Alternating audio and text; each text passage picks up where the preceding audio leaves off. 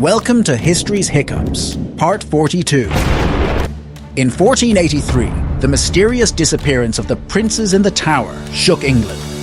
After King Edward I's death, his sons, 12-year-old Edward V and his younger brother Richard, were placed in the Tower of London, awaiting Edward's coronation.